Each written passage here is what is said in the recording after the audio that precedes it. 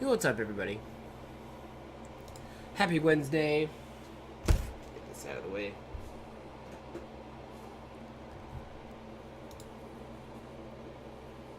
Boom. I hope everybody's having a wonderful, wonderful middle of their week, or beginning of their week, or end of their week. Whichever Wednesday fits for you. Welcome back to Brewing Coffee with Mr. Bones. Still trying to think of a name for that. If you have any suggestions, hit me up in chat. Yeah, today we're just brewing up some coffee, doing a little bit of experimentation with the coffee that I have left. I have probably a bag and a half. I just received my coffee for next week, next Monday, and I just have to say that I'm super excited about it. So we are going to try to brew up some of this coffee in a couple of different ways. Play around with it, enjoy it, because good coffee does not last forever. We'll still be goofing off with this guy. This is our brand new AeroPress that we got last week. Brewing an amazing cup of coffee. Super quick, super easy. Easy to clean, easy to take care of. So we'll see how today treats us. Still not sure whether or not I want to start with the Chemex. Simply because that means a lot more coffee than I may want to drink. However, we'll start off with gear. Scale. Black Lunar. Super easy. Super simple to use. Touch interface. It has a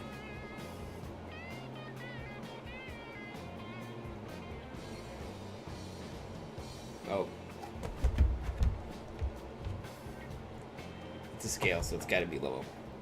It does grams or ounces, depending on what you're measuring, and also it comes with a timer, so you can stop, start, watch your water weight, watch your coffee weight.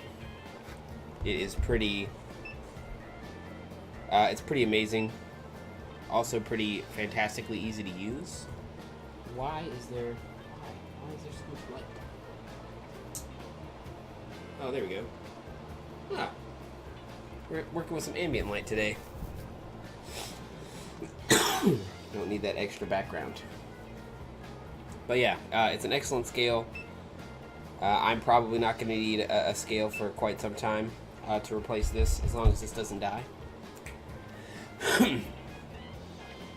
Grinder-wise, we are using the Hario Skirtin hand grinder.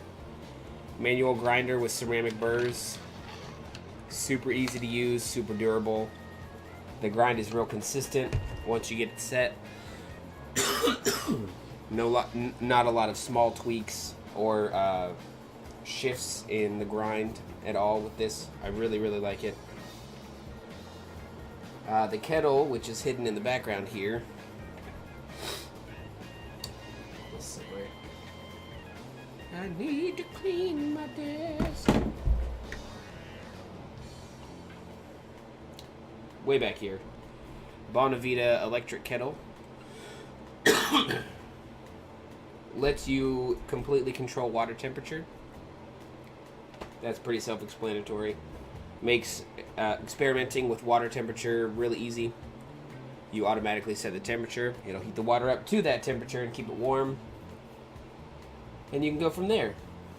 Brewing methods so far. Oh, wait. Which...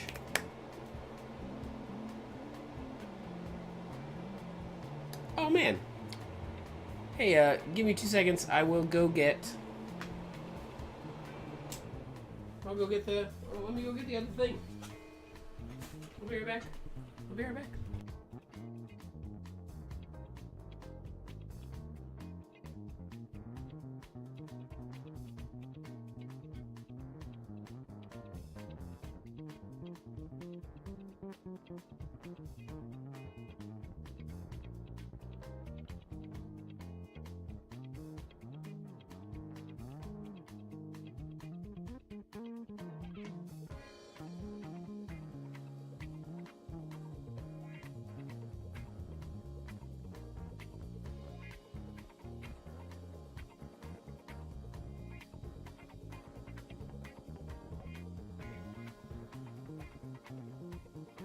Okay, we're back. I hope you guys didn't miss me too much. I just remembered that I picked up something new. Well, it's not something new. I've had it for quite some time. But we'll probably open this guy up today. For all of you Japanese speakers in chat. This is a Kalita Wave 185. And it is a single cup brewing method, which I really like. I took this, had this for a while. Here are the filters. They are not flat like a V60 or a Chemex, they are ridged. I don't know if you can block some of the sunlight here. Yeah, but they're ridged, so they have a different shape to them. And this is the device itself. Super easy. A 185. That's just the size. So it is a flow restricted device as opposed to the Chemex, which is flow unrestricted. There's nothing in the Chemex. Stop it. Hold on. Let's get the camera in here.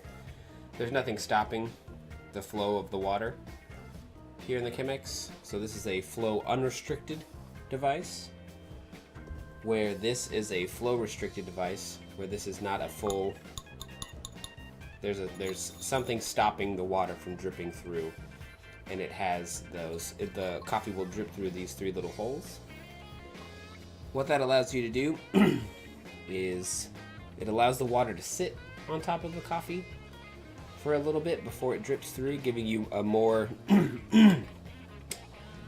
even extraction, as opposed to, say, a V60, which is the barista pours the water through the coffee. So there's potential for the barista to over extract one section of the coffee bed and under extract the other, or vice versa. And so this eliminates a little bit of that. And one of my more favorite brewing methods, just personally. I like it. It's easy to use. It's quick. And I like the way it looks.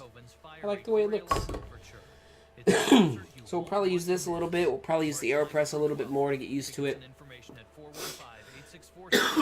Yeah, I don't think we'll be using the Chemex today. I don't feel like brewing a whole bunch of coffee, or a whole bunch of the same coffee in a Chemex is really good for batch. But I don't really have a solid place to put this, so we're just going to leave this here. Coffee we'll start off with is, I don't know, what you drink. We still have a lot of this. Still have a lot of the Worka, so we'll probably do that. This is the Ethiopia Worka Natural from Mr. Espresso. They won a Good Food Award this year for it, so I'm really happy to be able to feature it here. The 17th best coffee in the U.S., which is incredible. Super happy for the guys at Mr. Espresso to pull that off. It is a Ethiopia Gadeo Yirgacheffe on the lighter side. So because it's naturally processed, the coffee sugars actually, and the mucilage and the coffee cherry skin was dried. They put them out to dry before they husked them. So the bean itself gets a little bit more of that sugariness, a little bit more of that fruitiness, as opposed to a washed coffee.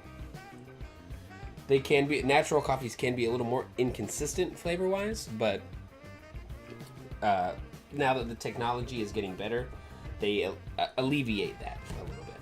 So we'll brew this bad boy up, fine up our grind a little bit because we've been using the Chemex, and that's definitely on the coarse side of things.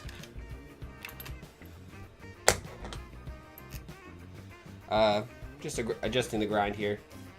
The grind setting wheel is on a screw instead of like clicks or a measured thing. So this grinder is just a little bit hard to dial in, but once you get it dialed in, it is much, it just stays where it's at, so you don't have to worry about it too much. So we'll fine this up a little bit. Woo. Start from here. We'll probably end up having to back it off a little bit, but like I said, this is kind of you kind of have to wing it, burn through a cup or two before you get it truly dialed in for whatever coffee you're drinking.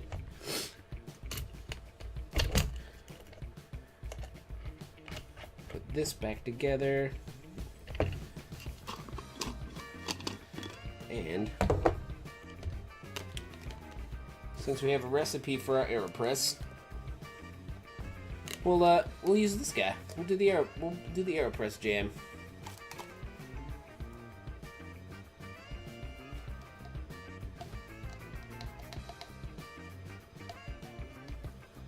And again, there's two ways to brew an AeroPress.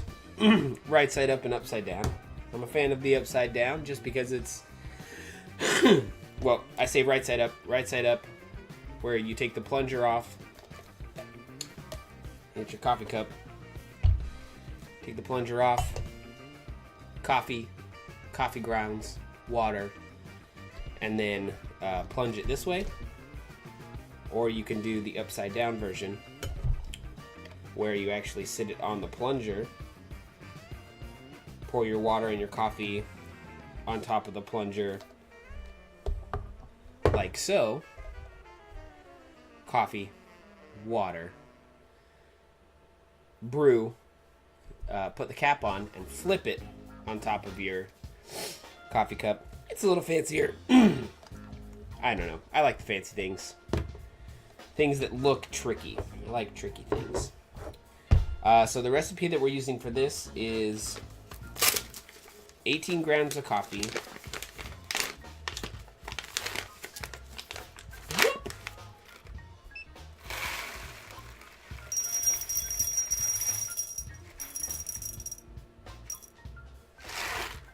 no, 18 grams of coffee with 200 milliliters of water, which is roughly, I think it's roughly 8 ounces. 200 milliliters is roughly 8 ounces of water, of like product. So we'll have an 8-ounce cup of coffee, which, depending on how you take your coffee, may or may not be enough, but it will be delicious. So here we go. We're going to grind this up. Coffee beans are in here. As I turn the grind handle, I'll grind coffee in the ceramic burrs into the glass vessel here. So that's going to take me half a second. I'll heat up the water.